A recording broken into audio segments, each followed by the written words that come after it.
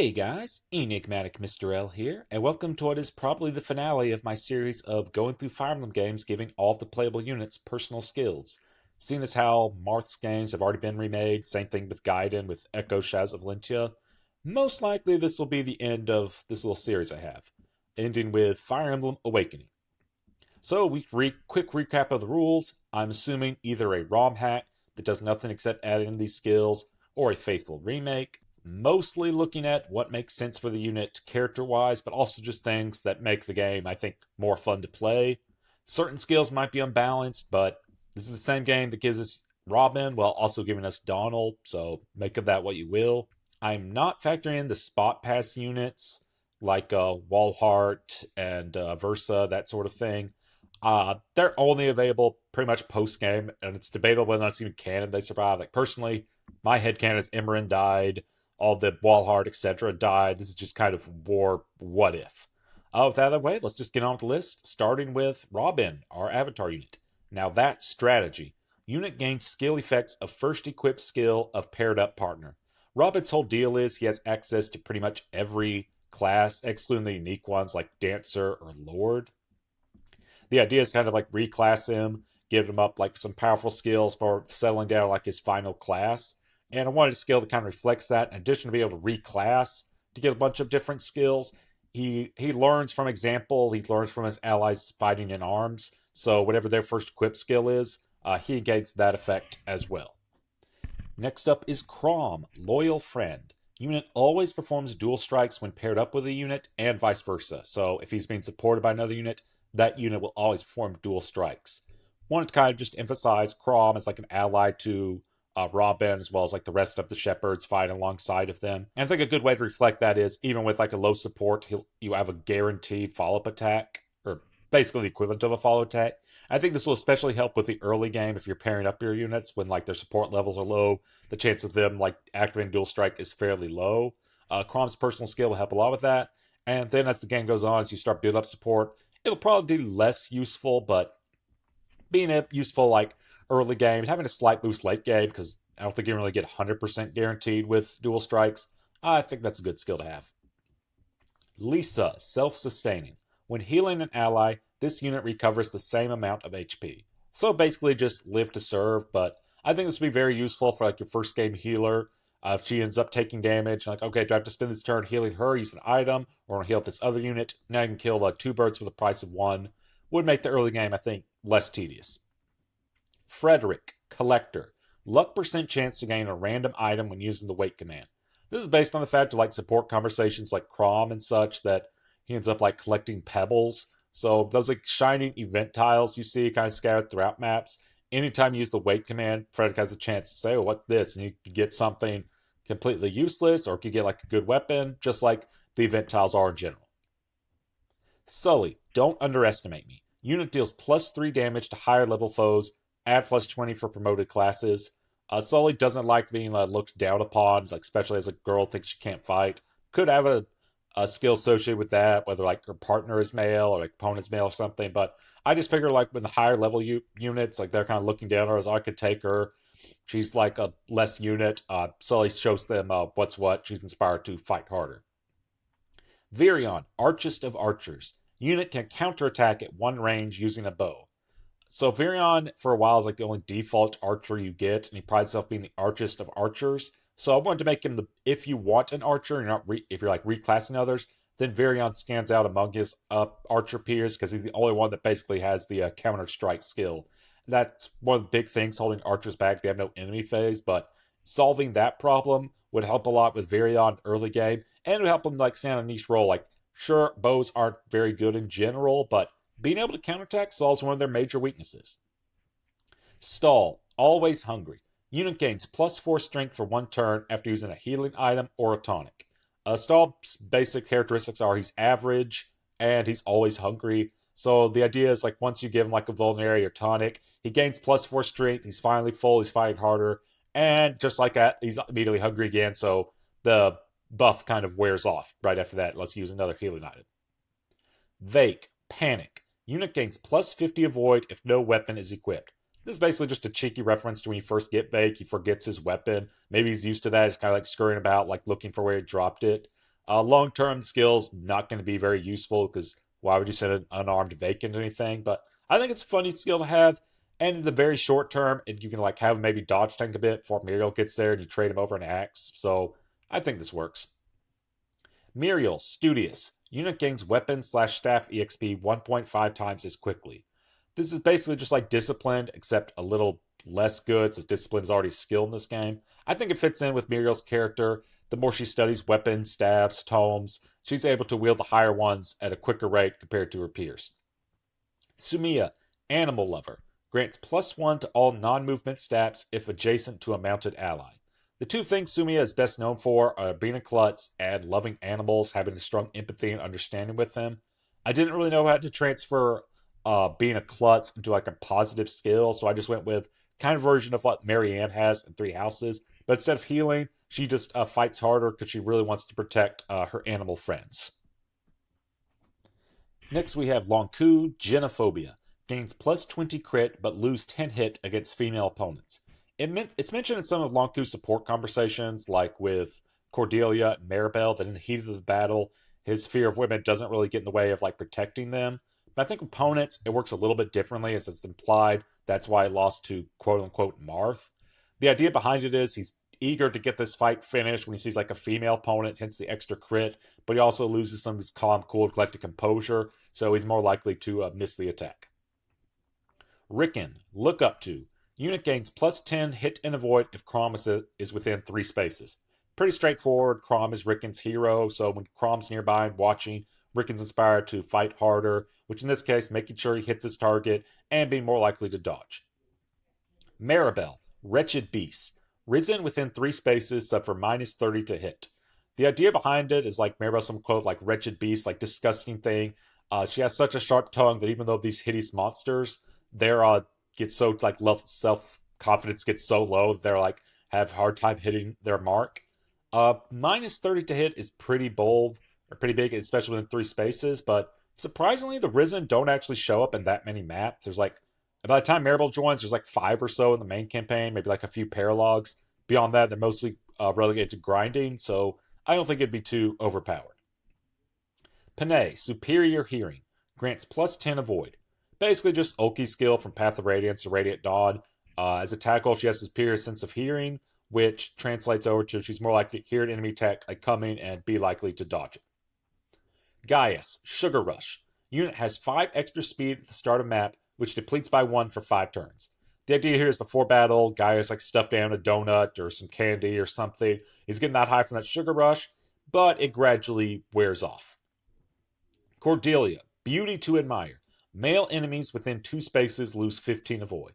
The idea is like as you're fighting, the enemies, if they're male, they kind of get distracted by Cordelia's assets instead of focusing on the fight at hand. I could have given her skill that has something to do with her unrequited love for Crom, but I thought that'd be a little bit awkward once you marry Cordelia off to someone else. Gregor, Jingle of Coin. Gains strength and defense for each bullion and inventory. Small is +1 to both, medium is +2, large is +3. As a mercenary, Gregor is like inspired by money. Like he has a sport conversation with Loco. It's like Lonku. It's like nothing like the jingle of coin. And this gives you a reason to actually hold on to your bullions rather than just selling them. Kind of like how Fates had the like spendthrift skrill and things like that. Noe, Energetic. Unit gains 1 point of speed for each turn for the first 5 turns. The inverse of Guy's skill. I kind of imagine Noe a bit like Selkie from Fates. Is like she views the battle. She views the battle as just like a thing of play. So as the battle progresses, she gets more and more energetic, more into it, just gaining speed. Libra, Chip on Shoulder. Every time this unit takes damage, add 3 crit. Caps at +15. Libra did not have a good childhood. He's abandoned by his parents until he had to like turn to the faith. And there's like kind of conversation Lonku and Libra can have in one of the DLC where like Lonku knows like the fierceness in his eyes when he's on the combat. So this kind of darkness deep within Libra's heart, it comes out a little bit. Once he takes damage, he's more likely to get like aggressive towards his enemies. Tharja, Stalker. Unit gains +20 hit and crit, but -10 avoid and dodge when adjacent to or paired with the avatar.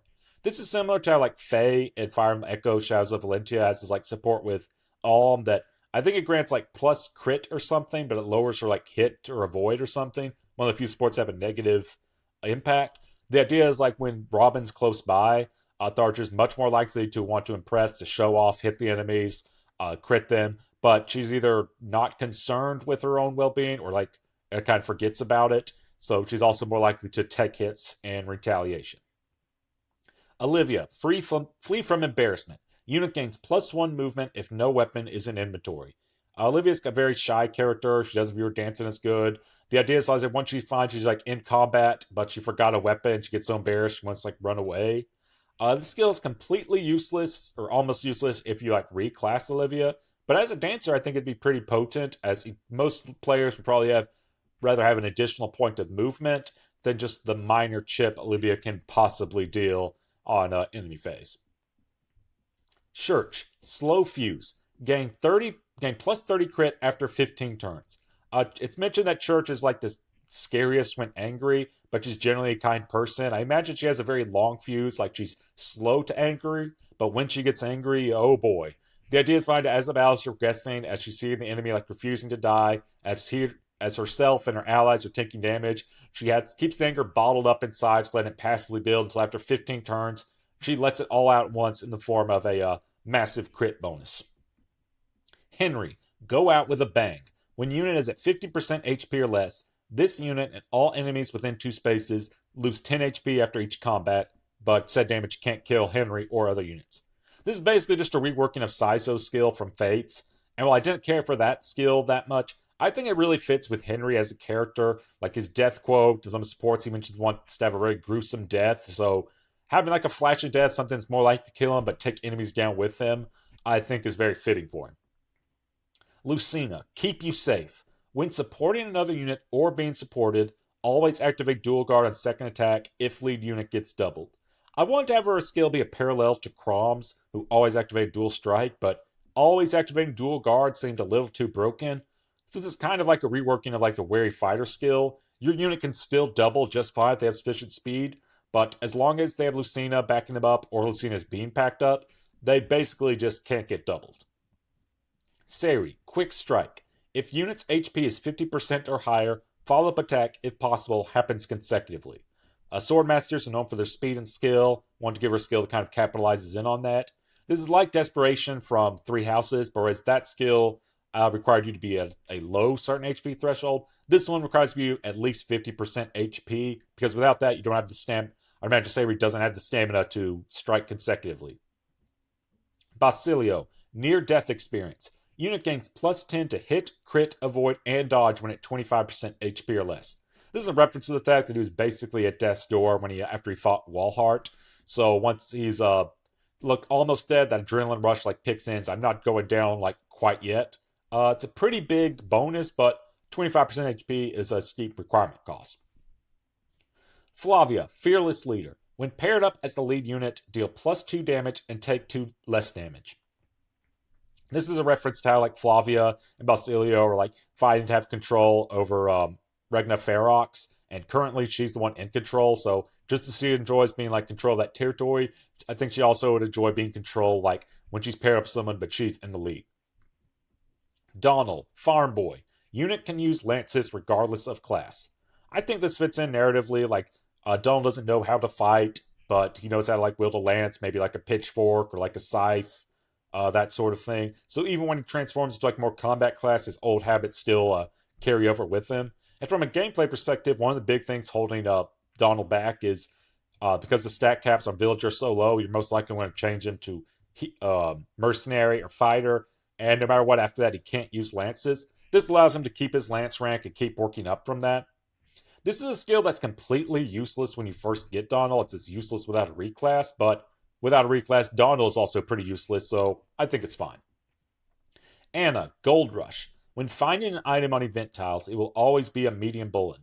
I considered making her just like a copy of like Anna's skills from like Fates and Engage, where he has a chance when defeating me to find gold, but Anna from Three Houses has a different unique skill, so I think it makes more sense if each of the Annas have their own unique skill.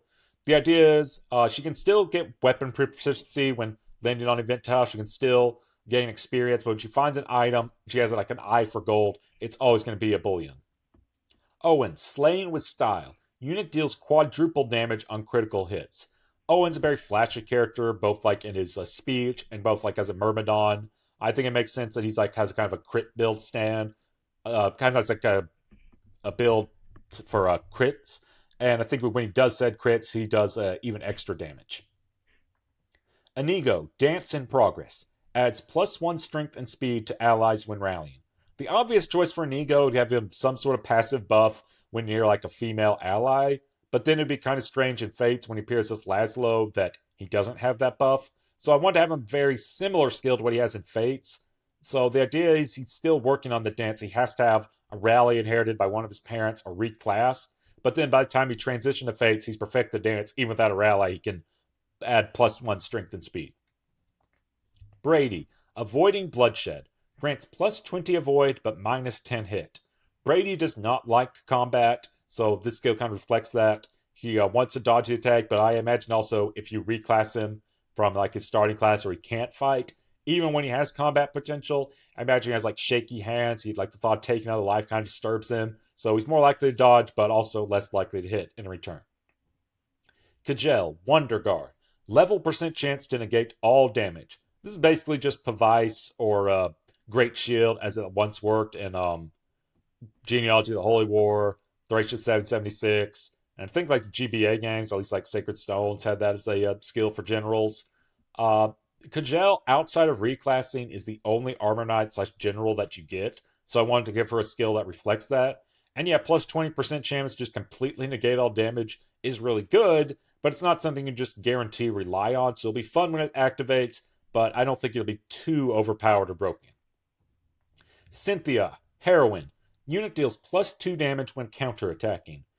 Cynthia wants to be an ideal hero, so I want to reflect that is when she's not on the aggressive, like hunting enemies down, she's only acting in self-defense, she's fights even stronger. You could make the argument that when doing so, she's fighting in vengeance, but as Arthur from Fate said, there's a subtle but distinct difference between justice and vengeance.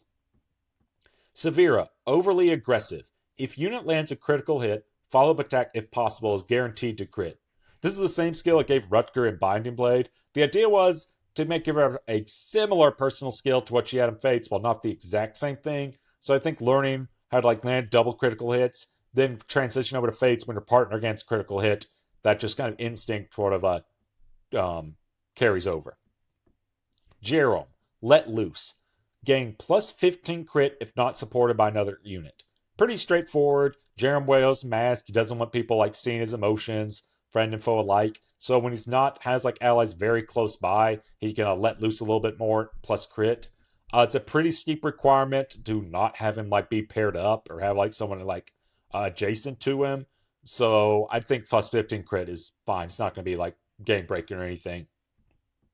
Morgan, Sharing Talent. When supporting another unit, grant them effects of first equipped skill. A parallel to Robin's skill, whereas Robin was all about learning from his allies, Morgan passes down the gift of generosity, and she passes down what she learns to whoever she's currently fighting with in that moment. And this would be really great if you, for example, if you have male Robin, he can use Gale Force from his wife, like Cordelia or Sumia, and then their daughter Morgan can inherit Gale Force, and she can give Gale Force to whatever male ally she's paired up with. Just Gale Force all around. What's not to like? Yarne, Afraid to Die. Grants +10 speed when at 25% HP or less. Yarne is the last of his kind. He's really afraid of dying out. His whole clan dying with him. So I wanted a skill that reflects that. When he's at really low HP, he's eager to get out of here. Gets a huge boost to speed, which just like Basilio's personal skill I gave him, it's a very nice bonus, but it's also a steep requirement. Laurent, Eager Learner. Unit gains EXP 1.5 times as quickly. Paragon does exist in this game, even with its DLC, so I didn't want just flat double. And 1.5 times mirrors Miriel's 1.5 times in weapon EXP and the like. And I think that's a nice parallel between the two.